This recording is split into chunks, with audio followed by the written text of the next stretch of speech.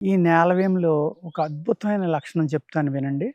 ఇది స్త్రీలు చాలా జాగ్రత్తగా వినండి ఇది. స్త్రీలకి మనకి శిశువు జన్మించిన తర్వాత పురుడొచ్చిందంటాం కదండీ! ఆ జన్మ ఇచ్చిన తర్వాత ఆ పిల్లలకి ఫీడ్‌గా మనకి స్తన్యం అంటే పాలిస్తాం. Breast feeding, milk. కొంతమందిని మీరు ఈ పిల్లలకి మీ మిల్కు ఇవ్వద్దు అని చెప్తూ ఉంటారు డాక్టర్లు. ఎందుకు అంటే ఆ పాలల్లో కూడా అనేక రకాలైన టాక్సిన్స్ ఉంటాయండి. అలా ఉండకుండా ఉండాలి. ఆ పాలుని ఎలా టెస్ట్ చేయాలి అంటే, ఏయైతే చనుబాలు అంటాం మనం ఆయుర్వేదంలో. ఆ పాలని ఒక గాజు గ్లాసులో నీళ్ళలో ఒక చుక్కేసారనుకోండి, వెంటనే అది కిందకి సగం దిగే లోపల పాలలో కలిసిపోవాలి. అప్పుడు ఆ తల్లి పాలనేయి బిడ్డకి ఇవ్వచ్చండి. మీరు కొంతమంది తల్లుల పాలు ఆ నీళ్ళలో వేస్తే ఆ చుక్క చుక్కలా కిందకి దిగిపోతుంది మీకు. గమ్మున కలవదు. అటువంటి పాలు బిడ్డకి ఇవ్వకూడదండి. ఈ విధంగా టెస్ట్ చేసుకోవాలి మీరు. టెస్ట్ చేసుకొని ఏదైతే తల్లి పాలు వల్ల కూడా బిడ్డలకి అనేక రోగాలొస్తాయి. చాలా ప్రమాదం. చాలామంది ఇబ్బంది పడతారు కూడా. అందుకేంటంటే ఈ విధమైన టెస్ట్‌ని చేసుకొని నిజంగానే మీకు తల్లిపాలు మీ యొక్క తల్లిపాలు చిక్కగా ఉన్నాయి, జిగురుగా ఉన్నాయి, యెల్లో కలర్‌లో ఉన్నాయి. ఈ గుణాలు కలిగి ఉండకూడదు. చనుబాలనేవి పలచగా ఉండాలి. మీరు గాజు గ్లాస్ నీళ్ళలో వేస్తే ఇమ్మీడియేట్‌గా నీళ్ళలో కలిసిపోవాలి. ఆ చుక్క కిందకి దిగినా, లేపోతే తొందరగా కలవకపోయినా, జిగురుగా ఉన్నా మీరు ఆ పాలని బిడ్డకి ఇవ్వొద్దండి. అంటే పుట్టిన వెంటనే అయితే మనకి ముర్రిపాలు అంటాం కదా!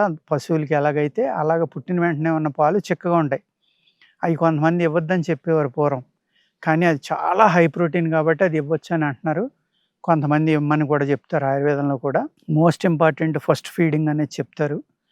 ఇటువంటి చెడు ప్రభావం కనుక మీ స్తన్యంలో ఉంటే, అంటే మీ బ్రెస్ట్ మిల్క్‌లో కనుక ఉంటే, దానిని శుద్ధి చేయటానికి ఈ నేలవేం అనేది విపరీతంగా పనిచేస్తుందండి. చాలా అద్భుతమైన మూలిక అనమాట ఇది. దానిని శుద్ధి చేయడంలో. నేను మీకు జ్వరాలు తగ్గించడానికి దీని యొక్క గుణాలు చెప్పాను కదండీ! మిరియాలతోటి వాటిలతోటిని. అదే మిరియం బాగా తక్కువేసుకొని, ఈ మాత్రను వేసుకోండి. కానీ కషాయం తాగగలిగితే చాలా అద్భుతంగా పనిచేస్తుందండి. ఒక్క 4, 5 డేస్ కనుక మీరు ఈ కషాయం అంటే జస్ట్ ఒక పావు తులం ఒక 200 ఎంఎల్ వాటర్‌లో యేసుకొని సగం మరిగినాక అందులో కొంచెం పంచదార కలుపుకొని తాగినా పర్వాలేదు మీరు. చాలా చేదుగా ఉంటుంది.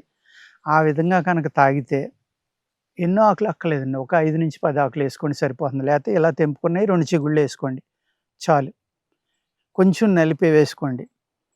ఇలాగ. ఇలా తెంపినయి 2 చిగుర్లండి. నలిపి వేసుకోండి ఇది. వేడి చేసి వస్తువా మీ శరీరాన్ని బట్టి చూసుకోండి. ఇలా కనుక మీరు ఈ కషాయం కనుక తాగితే ఎన్నో అక్కర్లేదండి. జస్ట్ ఒక 20 ఎంఎల్, ఒక 40 ఎంఎల్‌లో ఎయండి. 20 ఎంఎల్ మరిగేదాకా ఉంచండి. ఒక్క గుట్ట కింద తాగేయండి. అలా కనుక ఒక 4, 5 డేస్ గాని, 1 వీక్ గాని చేస్తే మీ పాలల్లో ఉన్న విష పదార్థాలన్నీ పోయి, అందులో చెడు ఏదైతే మీ బిడ్డకి మీ స్తన్యం పడట్లేదో, ఆ గుణాలు, దుర్గుణాలన్నీ పోయండి. చక్కగా మీరు మీ బిడ్డకి పాలిచ్చుకోవచ్చు. బ్రెస్ట్ ఫీడింగ్ అనేది ఇచ్చుకోవచ్చు. అంత అద్భుతంగా స్తన్య శుద్ధి అంటామండి మేము ఆయుర్వేదంలో. దానికి ఈ నేలవేము కషాయం పనిచేస్తుంది.